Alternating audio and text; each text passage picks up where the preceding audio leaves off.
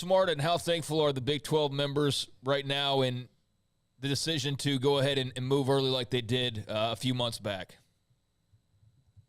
Hindsight being 2020, they're very smart. Right. Yeah. I think at the time, it was, good timing. I think Brett had some good advice from his consultants, and they saw an opportunity to move fast, and he did that. And then on top of that, he was able to extricate himself from the Texas OU, 3-year divorce proceeding and move on from that as well. So, that brought in some cash, and Fox was happy with their new picks and some cash, and probably the remaining 8 schools are happy with whatever cash gets split amongst them, and maybe even the 4 new schools coming in get a little bit more than the $18 million or so they were promised at the beginning. So I think for the Big 12, it's been a great, 6 months, and, my congratulations to them. I think they played it very well. Do you feel like that Yormark gained respect among college administrators or anyone in athletics along with what he did, but also from the networks, because he didn't just, like, they're not in the situation that somebody else is in? They got it done. They gained some traction and obviously stability. Well, I think that it probably helped in the case of the networks that they all knew Brett. Right. They've all dealt with him over the years from, NASCAR and, the talent at Jay-Z's place. And certainly, we had dealings with him when he was at the NBA with the Nets. So it wasn't an unfamiliar place to anybody on the TV side of things. And I think while his manner and aggressiveness might be a little outside the norm that you normally see in the collegiate world, I think it's come across pretty good. And I think people are going like, wow, this guy's getting stuff done. And I think that's great. Bob Thompson, former Fox Sports president, CEO, with us on 365 Sports. And, of course, a lot of the landscape in college athletics, media deals and more, and streaming continue to be like a daily dose of something. Bob, you've been in this business. Why would somebody not reach out to you and ask you for your advice other than us and whoever else other shows you appear on? Well, they have. Okay.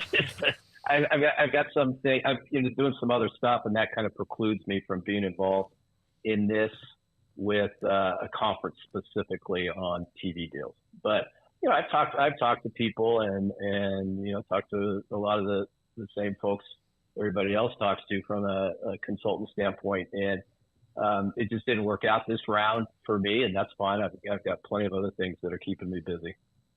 What would you do if you were George Kliavkoff? Would you sleep at night? Probably with one eye. and don't you think, Bob, he's taking a lot of the heat? It's his job. He knew it. But that Larry Scott left him with a lot of this that he had to deal with?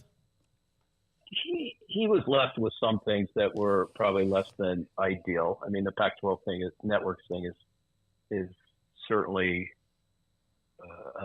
a problem that he's had to deal with. But some of the other stuff, I think, is, the USC UCLA thing caught him by surprise, and it caught everybody by surprise. So it's hard to really blame that on George and his folks. But some of the other stuff is could be a combination of they got told some numbers that were unrealistic and they were never going to get in the first place, and they bought into them. And time will tell if that was the case or what. Or maybe it's just they don't the product value just isn't quite there in the eyes of the people out buying the rights. So there's a mixed calculation somewhere, or it's some sort of a unique type of deal that's going to it's going to take us all a month to deconstruct to see how it all works, because it's so different than what anybody's seen before. And that'll probably be the next time we talk and try to explain how it all works and what it is. Bob, why did they not 5-6 years in, when it was clear that DirecTV was never going to come on board with the Pac-12 networks, try to drastically revamp that then? I don't know. That's a good question. I think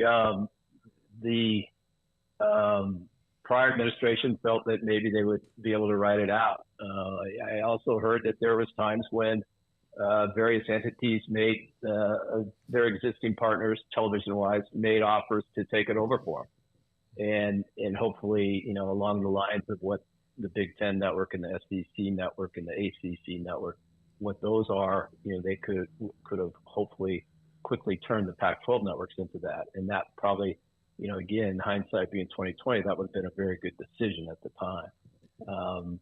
So I think, there's plenty of blame to go around, but I think you can certainly hope going forward that the Pac-12 networks have some sort of life, either as a production entity or as a streaming service, or even as it is now as a linear network, but with wider distribution, because the folks there do really good work. I mean, at the times I have seen it and talking to people who I know, I've got a lot of friends on the West Coast who have it and get it.